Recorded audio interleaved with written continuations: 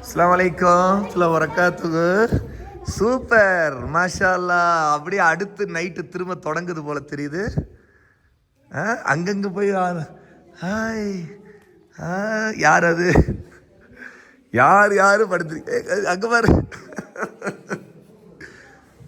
Sir.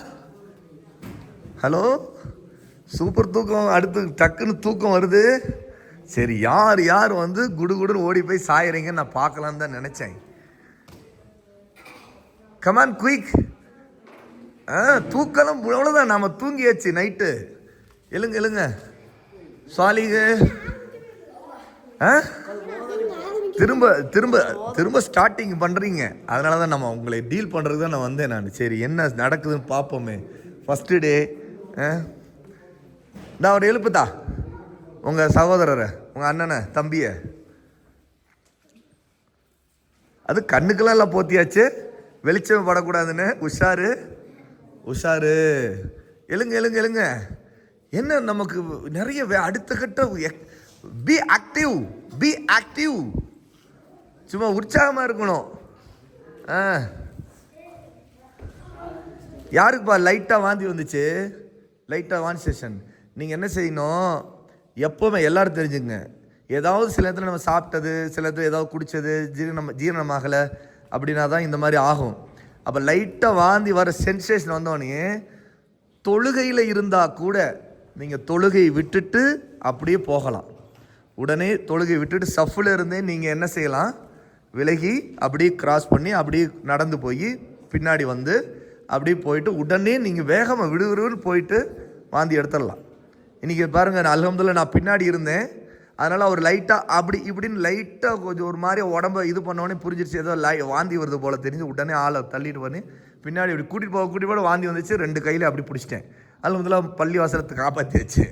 ஒன்றும் இல்லை, வாந்தினால வந்து பள்ளிவாசல் அசுத்தம்லாம் ஆகாது. அது ஒரு நஜீஸ் இல்லை அது. சரி, ஏன்னா நம்ம உடம்புல இருந்து வெளியே வரக்கூடிய சாதாரண வாயு வழியாக வரக்கூடிய ஒன்று தான். அது வந்து நஜீஸ் இல்லை. ட்ரெஸ்ஸில் பார்த்தீங்கன்னா ஜஸ்ட்டு கழுவிக்கு போகிறோம், இதுனா தொடச்சிட போகிறோம். கமான் எழுங்க. உங்கள் வீட்டில் என்னை உங்களை பார்ப்பாங்க.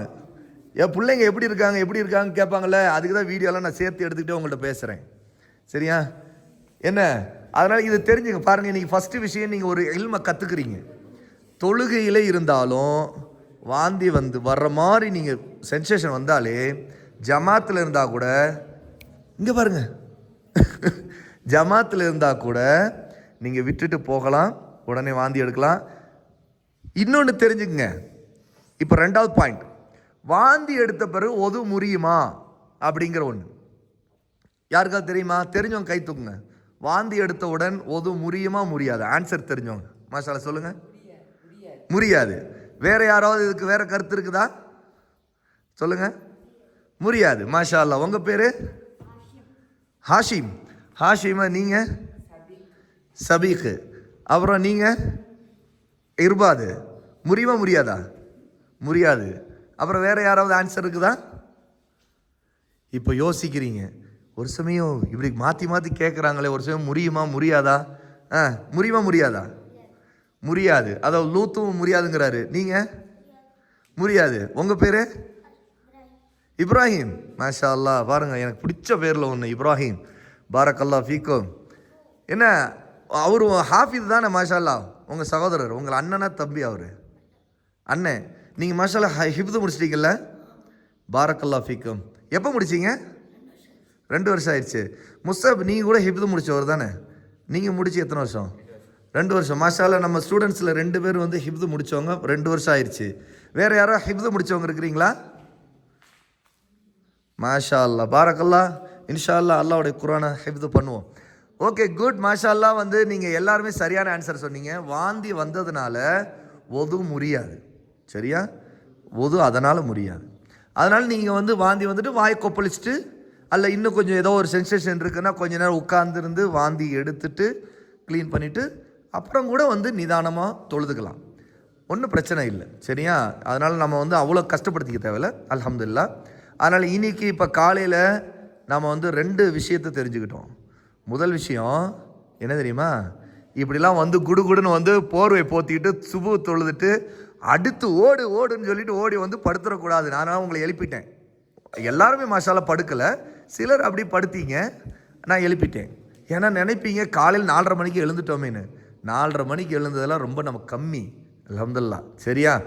அப்புறம் 2வது விஷயம், காலையில் ஒரு மசாலானா மசாலா இல்லை, மஸ்அலா அப்படின்னா ஒரு விஷயத்தை தெரிஞ்சுக்கிறதுன்னு அர்த்தம்.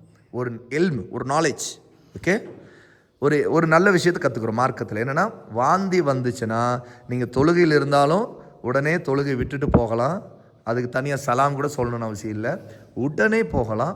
போய் வாந்தி எடுத்துட்டனால உதவும் முடியாது. இதுதான் இன்றைக்கி நம்ம ஃபஸ்ட்டு அமர்வில் இன்றைக்கி நம்ம இந்த 5 நிமிஷம் தெரிஞ்சுக்கிட்டது.